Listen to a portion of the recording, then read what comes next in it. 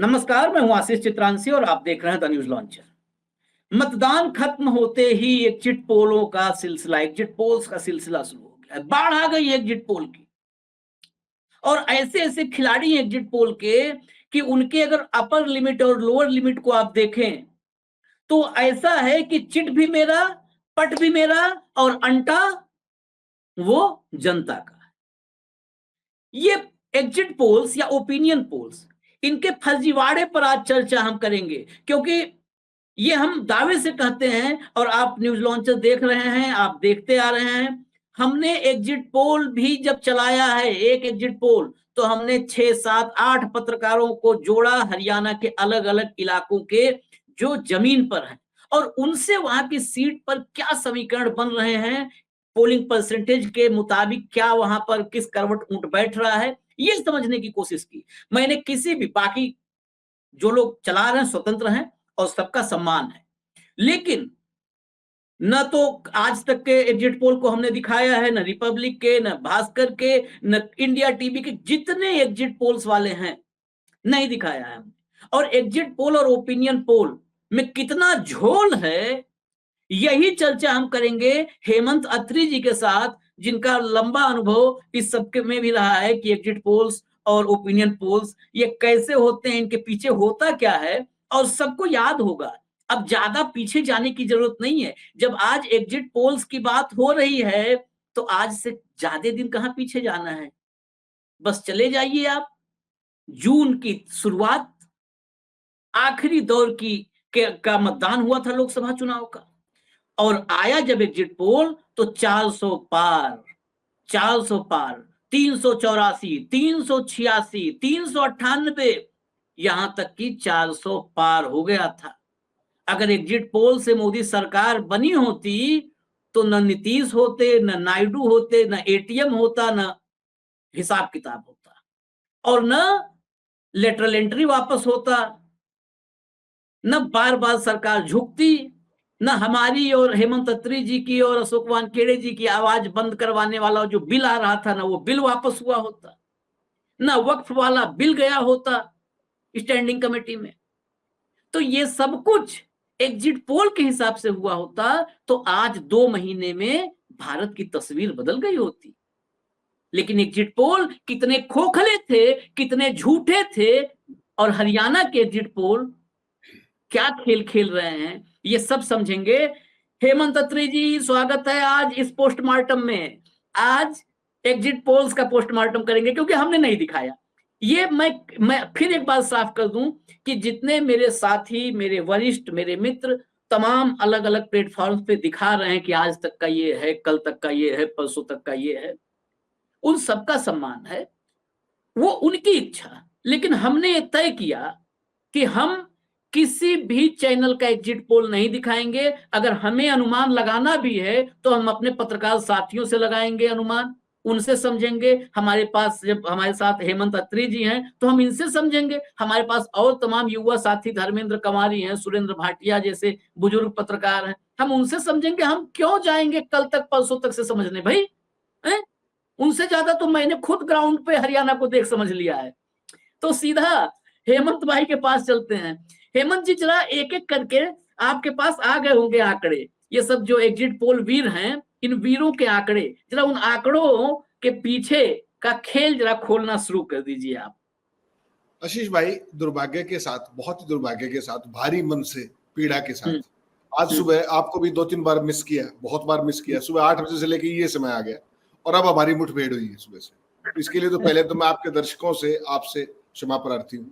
लेकिन क्या करें कि जो पूरे हालात हैं, उन परिस्थितियों में अगर वहां कोई ठीक आदमी ठीक बात नहीं कहेगा तो वहां क्या होगा वो आप सोच सकते हैं। उसी को एक फर्ज समझ के मैंने आपसे सुबह क्षमा मांगी थी पहले ही, और उसके बाद अब आपसे मुलाकात हो रही है। आज मैंने ये सारे एग्जिट पोल्स की तमाम डिबेट्स के अंदर पार्टिसिपेट किया। एक भी चैनल का कोई भी सैंपल आप उठा करके देखिए, एक भी डिबेट का, किसी के अंदर सैंपल साइज नहीं, किसी के अंदर मोडस नहीं है, किसी के अंदर किन किन से हमने बात की वो नहीं है, हमने कब बात की वो नहीं है, कुछ भी नहीं, केवल फर्जीवाड़ा है। उसमें हरियाणवी में एक कहावत है कि वो भाई साहब वो क्या जा रहा है, बोला जी या तो हाथी है बोला अच्छा हाथी है, बोला नहीं तो चूहा है। अब बताइए चूहे और हाथी में, मैं आज सुबह से सारे चैनलों पे था तमाम, जिनको नेशनल चैनल बहुत सारे लोग दुर्भाग्य से कहते हैं, मैं नहीं कहता, बहुत सारे लोग कहते हैं, लेकिन वहां भी ठीक पर्सपेक्टिव रखने के लिए अगर अपने को स्पेस मिलता है तो मुझे लगता है कि हमें वो अपॉर्चुनिटी गंवानी नहीं चाहिए, इसलिए मैं चला जाता हूँ। गजब देखिए, जैसे ही आप किसी चैनल पर यथार्थ स्थिति बताने लगते हो वो तुरंत दूसरे गेस्ट में कूद जाते हैं, तुरंत, मतलब 2 मिनट भी नहीं लगाए। शाम को 6 बजे से एग्जिट पोल थे, आपको पता है 6 बजे लास्ट पोल होना था, तो 6 बजे से शुरू कर दी। उसको मैं एग्जिट पोल नहीं कहता, मैं वो एक दुकान खुलती कहता हूँ। हरियाणा में आप जितने घूमे हो, बहुत थोड़े साथी घूमे, कुछ साथी घूमे हैं दिल्ली से आके, जितने आप घूमे हो बहुत थोड़े साथी घूमे। आपको हरियाणा में कोई जेजेपी की सीट देने वाला मिला? मैं आपसे पूछता हूं। मैं तो सर दुष्यंत चौटाला की जमानत नहीं बच रही है, मैं तो इस निष्कर्ष पे हूं आज भी। हमारे पहले शो में भी हमने यही कहा था, आज से 1.5 महीना पहले, आज भी हाँ। उन्होंने जेजेपी को भी 3 सीट दे रखी, ठीक।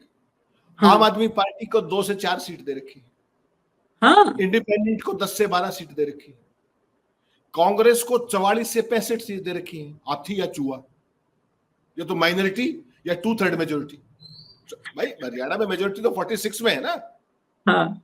हाँ। 46 में मेजोरिटी है, तो या तो 44 जो बीजेपी कहती है, और अगर वो ना चले तो 65 जो कांग्रेस कहती है।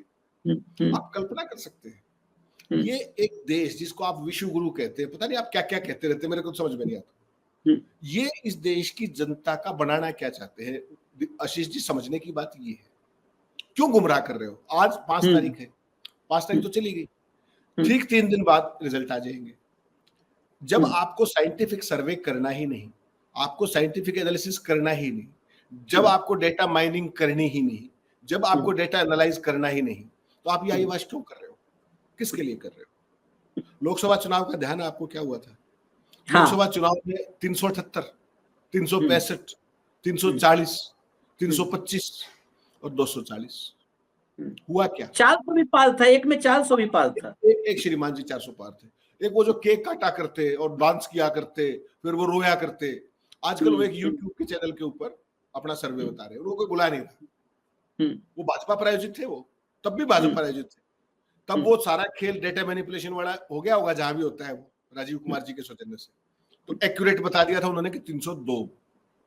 वो 302 या तो अमित शाह बता सकते थे, या उनके गुरु मोदी बता सकते थे, या तत्कालीन सीईसी बता सकते, डेटा मैनिपुलेशन कैसे हुआ था, और तो कोई माई का लाल बता नहीं सकता। तो ये जो एक बहुत ही वैज्ञानिक विधा है, उसका जो हश्र किया है इन लोगों ने, उसका मैं एक उदाहरण देता हूं आपको आशीष जी, अगर आप समझ जाए। आज जब मैं सारी वहां पे डिबेट कर रहा था, तो कोई भाई ये सुनने को तैयार नहीं था कि 2019 में क्या हुआ था। उनको शर्म आनी चाहिए थी, वैसे मूल रूप से शर्म का विषय था। 2019 में आपको पता है पार्लियामेंट में हरियाणा की बात करेंगे, हरियाणा का वो था आज। 2019 के अंदर साहब ओपिनियन पोल आया चुनाव घोषित होने के 3 घंटे के बाद, और उसमें इन्होंने कहा कि 78 से 83 सीट भारतीय जनता पार्टी की मैक्सिमम, 78 मिनिमम, 83 मैक्सिमम, और किसी भी भाई ने 70 से 78 से नीचे कोई सीट नहीं थी, ठीक साहब। और हमने घोषणा की, मैंने प्राइम टाइम पे एनडीटीवी के नाम ले देता हूँ, निधि कुलपति एंकर, तो मैंने कहा नाम लेके, मेरी आदत है बड़ी, मैं बड़ा फ्राक दिली से ऐसी बात करता हूँ। मैंने कहा निधि जी, अगर 40 से ऊपर एक भी बीजेपी की सीट आ गई तो मैं जर्नलिज्म छोड़ दूंगा। तो निधि जी ने कहा सर आप ऐसा मत कीजिए, आप नाम मत लीजिए। मैं कहा नहीं, मैं तो नाम लूंगा, और मैंने नाम ले दिया, और रिकॉर्ड की बात है, आज भी सैटेलाइट पे, वीडियो पे, सब जगह है। सीट कितनी आई? एग्जैक्ट 40 आई। लेकिन जो हरियाणा के जनादेश पे डकैती पड़ी, उसका जिम्मेदार आप समझिए, जिस पार्टी को 40 सीट आ रही थी, उसको आप टीवी पे 78 और 83 दिखा रहे थे। यानी कि आपने हरियाणा के जनादेश का अपहरण कर लिया, उस पर डकैती कर दी, हरियाणा की जनता को मतलब नेस्तनाबूद कर दिया कि तुम कुछ भी कर लो, ये तो आएंगे। और उसका परिणाम आपने देखा, कांग्रेस पार्टी की मैक्सिमम सीट 15 दिखा रखी थी, और मैं 15 की रेंज पता है क्या थी? 2 से 15। 2 से 15? हाँ साहब, निकाल लीजिए आप, एबीपी का सर्वे है, मैं स्पेसिफिकली नाम ले रहा हूं 2019, या तो 2 या 15, और उनकी आई 32। आप सोचिए हरियाणा के साथ क्या किया। कांग्रेस पार्टी के तमाम दिग्गज नेता हरियाणा के वो सारे ये मान के बैठ गए कि भाई साहब हमारी तो 5 ही आ रही है, हमारी तो 7 ही आ रही है। और जब वो 31-32 आई तो वो सारा माथा पकड़ के बैठ गया कि हमारी तो सरकार बन जाती। हाँ, थोड़ी सी मेहनत कर लेते तो। और ये यहाँ नहीं है आशीष भाई, आप बंगाल में देख लीजिए, जब भी चुनाव होता है वहां क्या करते हैं, 3 बार हो लिया। आप कहीं भी, मतलब केरला में 15 सीट दे रखी थी भाइयों ने। हाँ, कर्नाटक में सरकार बना रही थी। हाँ, कर्नाटक में बीजेपी को 140 सीट दे रखी थी, 65 आई। हम्म, तेलंगाना के अंदर बीजेपी को 25 सीट दे रखी थी, बताइए आप। 25 पे कंटेस्ट में भी नहीं थे। तेलंगाना में 25 पे कंटेस्ट में थे, वो दे रखे। आज हरियाणा का देखिए आप सिनेरियो, देख कमाल, मेरे को समझ में नहीं आता ये क्यों करते हैं। इन्होंने ओपिनियन पोल किया, उसके बाद एग्जिट पोल किया लोकसभा चुनाव का। उसका परिणाम क्या हुआ कि इस देश के लोगों का 6 लाख करोड़ रुपया शेयर मार्केट में डूब गया। ये सरकार अपनी जनता के जनादेश पे भी डकैती डालती है, ये उसके जेब पे भी डकैती डालती है। रूटीन के अलावा ये विशेष अवसर, आपदा में अवसर, जिसको महामहिम कहते हैं, जो गुशु गुरु है वो बताते हैं आपदा में अवसर।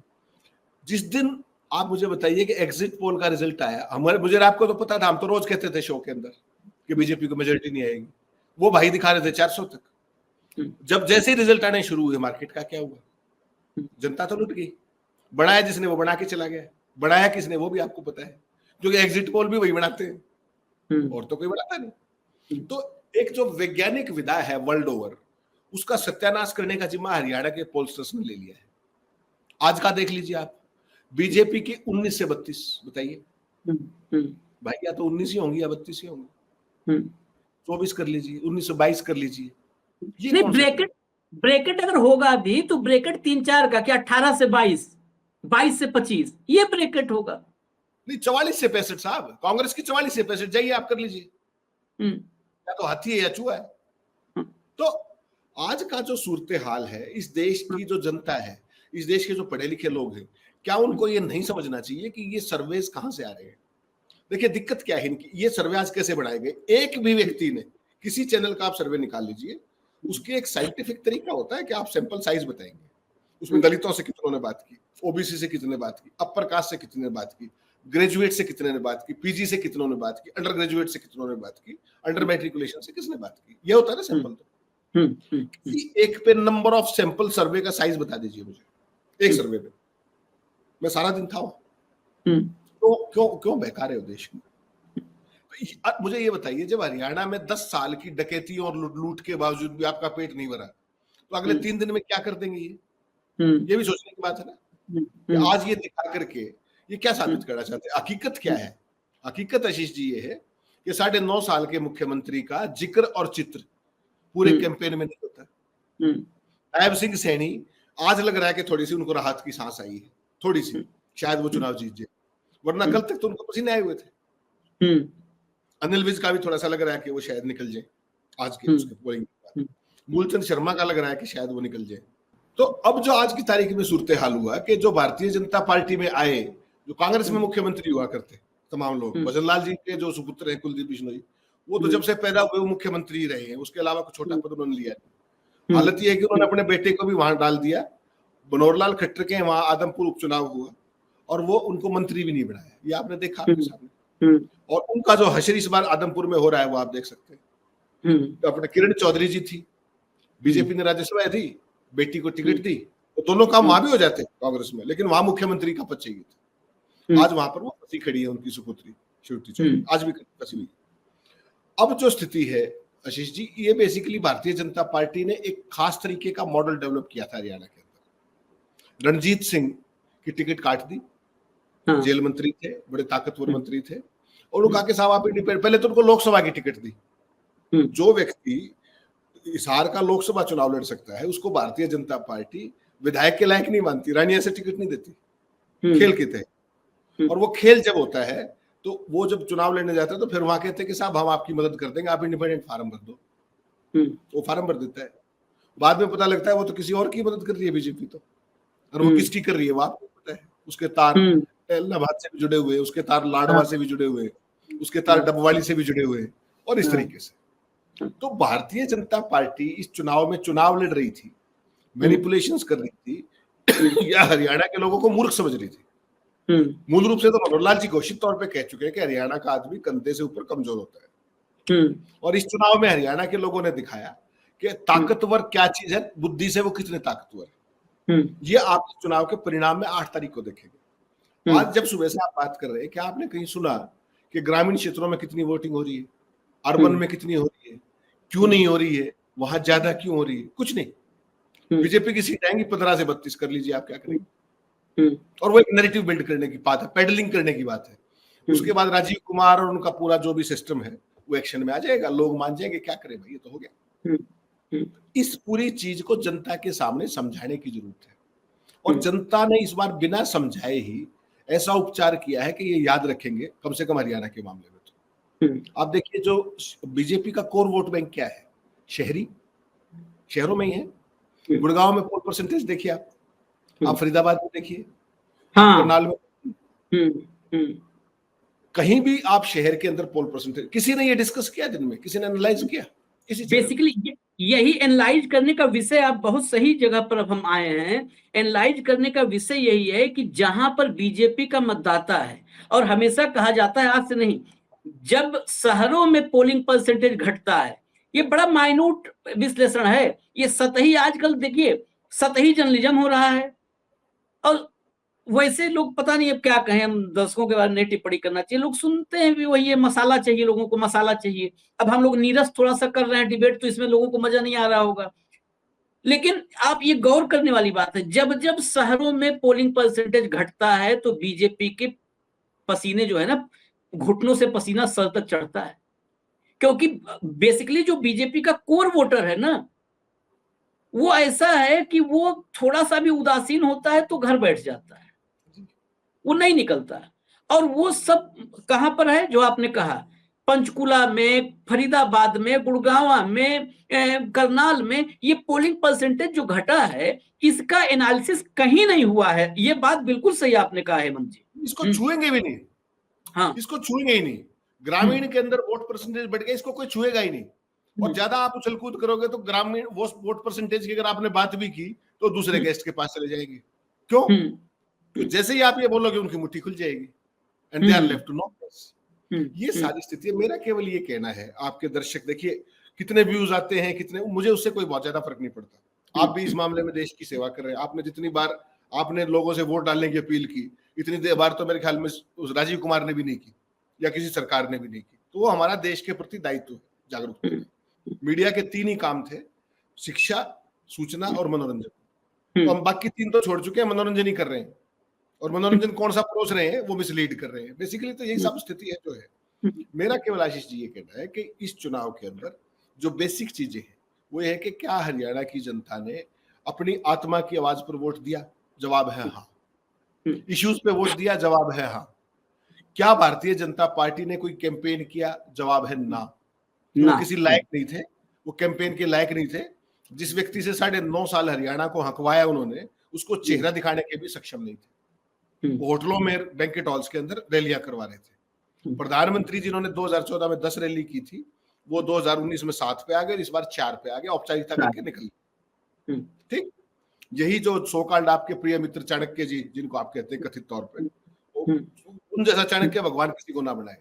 इतने लठ और इतनी एजेंसियां मुझे दे दीजिए, मैं बता दूंगा आपको क्या होता है। इच्छा नहीं है वो, लेकिन जो स्थितियां इन्होंने देश की कर दी हैं, तो ये सारी परिस्थिति जो ये बेसिकली एकेडमिक डिस्कशन मैंने आपसे क्यों रिक्वेस्ट की कि एटलीस्ट एक पीढ़ी को हम अपना दायित्व निभा पाए, अपनी जिम्मेवारी निभा पाए कि देखिए आपके साथ क्या हो रहा है, आपको मिसलीड किया जा रहा है, आपको मिसगाइड किया जा रहा है।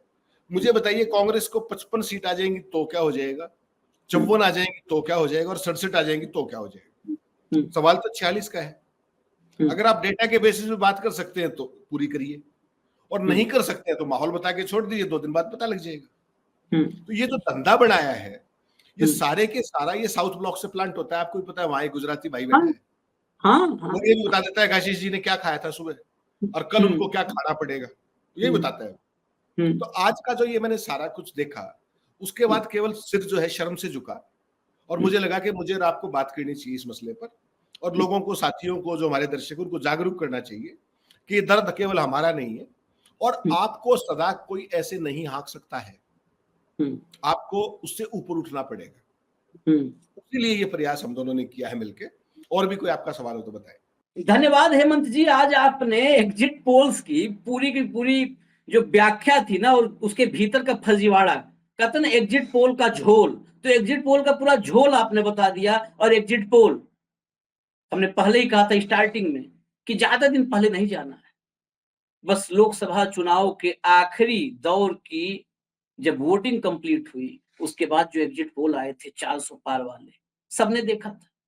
तो एग्जिट पोल्स आपने एग्जिट पोल्स आए, आपने देखा, मनोरंजन किया, बस मनोरंजन मानिए, बाकी नतीजे 8 तारीख को देखिएगा।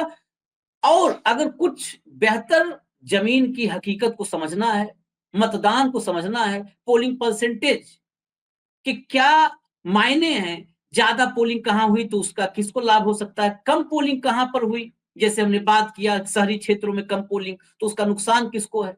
कम पोलिंग का सीधा और सपाट मतलब नहीं होता है कि कम पोलिंग का मतलब है कि सत्ता के खिलाफ मतदान नहीं हुआ, बीजेपी रिटेन कर रही है सीटों को, ये कम पोलिंग का मतलब नहीं होता है। कम पोलिंग कहां पर कम हुई है ये मायने रखता है। ये सतही जर्नलिज्म, सतही एनालिसिस का हिस्सा होता है कि कम पोलिंग हुई यानी बीजेपी रिटेन कर रही है, कम पोलिंग हुई, ज्यादा पोलिंग होती तो सत्ता परिवर्तन के लिए पोलिंग होती। कहां पर कम पोलिंग हुई, फरीदाबाद में कम पोलिंग हुई, गुरुग्राम में कम पोलिंग हुई, पंचकुला में कम पोलिंग हुई, वो शहरी क्षेत्र थे। बिल्कुल आज हेमंत अत्री जी ने बिल्कुल एक एक धागा कहते हैं ना खोल दिया है इस एग्जिट पोल का। और जो गोदी मीडिया में प्रायोजित होता है, स्क्रिप्टेड ये सब होते हैं एग्जिट पोल्स, साइंटिफिक सैंपलिंग छोड़ करके होते हैं, इसका पूरा का पूरा कच्चा चिट्ठा आपके सामने रखा है। धन्यवाद हेमंत जी, दीजिए इजाजत, देखते रहिए न्यूज लॉन्चर, नमस्कार।